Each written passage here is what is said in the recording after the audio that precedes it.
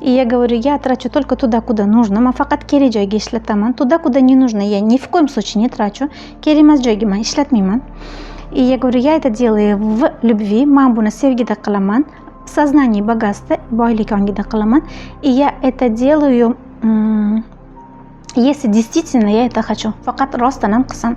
Я никому в долг не даю, hech kimga qarzga bermayman. Но если я даю, то я отпускаю деньги. Bersam pulni qo'yib yuboraman. Если возвращает, я беру. Qaytarsa olaman обязательно.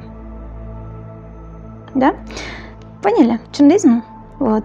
И я никому не раздаю деньги, pul tarqatmayman hech kimga. И эта теория настолько правильна. Bu nazariya shunchalik to'g'riki, я с каждым годом вижу эти результаты. Man har yili bu natijalarni ko'raman. И уже богатые люди мне говорят, уже boy odamlar menga aytishyapti. Как вообще я это делаю? Qandoq qilasan? Как я вообще это создаю? Я говорю, я просто сознание богатства зарабатываю, поэтому говорю, деньги уходят на богатство. Man boylik ongida olganim uchun pulni boylik ongiga ketyapti pul. Это очень быстро вам даст большие результаты. Bu sizga juda tez katta natija beradi. Если вы сейчас голодаете, это ничего не меняет. Siz hozir ochlikdan och o'tirgan bo'lsangiz, bu hech narsani o'zgartirmaydi. Самое важное, что будет через год. Asosiysi bir yildan keyin nima bo'lishi.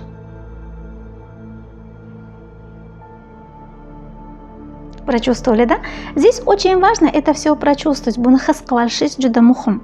Поэтому здесь код богатства тоже очень важно. Код богатства 1, да? Boylik geni, ген богатства 1, это тоже важно.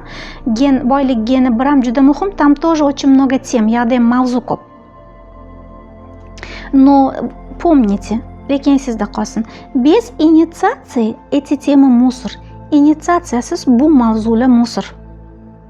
Вы не сможете все равно ничего решить. Hech narsani hal qila olmaysiz.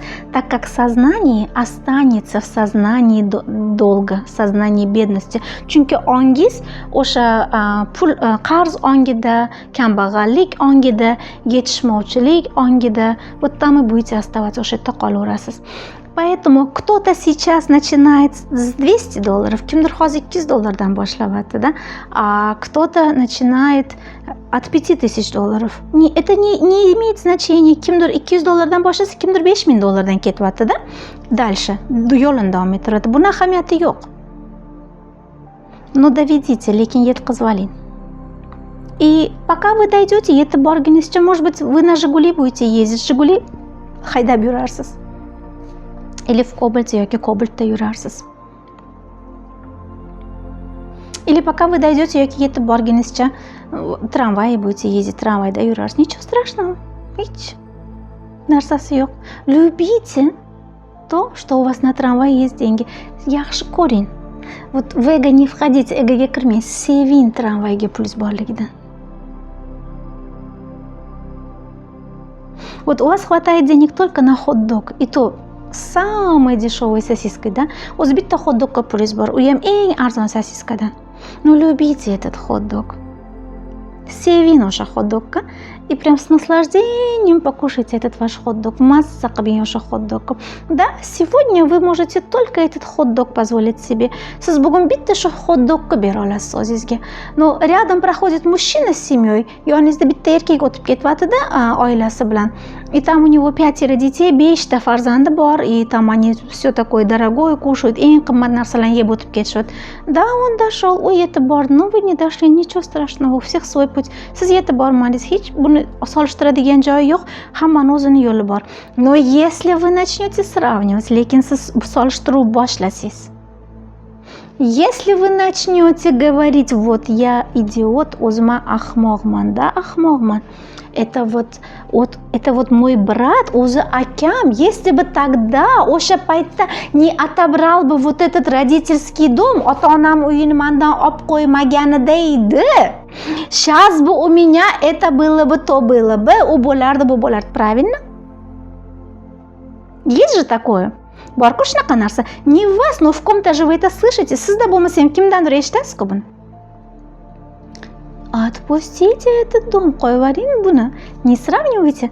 это же сильный тормоз, bu katta tormoz. Может быть, ваш дом в Америке, поэтому он отобрал. Siz uyingiz Amerikadadir, shuning uchun akangiz olib qo'ygan, baraka topsin akangiz. Он сказал, тебе нельзя здесь жить, san bu yerda yashashing mumkin emas, смотри туда, дальше смотри. U yoqqa qara, bundan keyingisiga qara. Если я сейчас тебе dam этот dom, да, то есть Бог через брата действовал, yaratuvchi akangiz orqali harakatlanganda, если я тебе сейчас этот dom dam, agar men senga hozir bu uyni bersam, ты же не уедешь, ketmaysan-ku. Давай я сейчас отберу, kemasani olib qo'yay, и ты назло мне разбогатей. Menga ataylab, men uchun-da qasddan boy bo'l. Не так разве? Unaqa emasmi?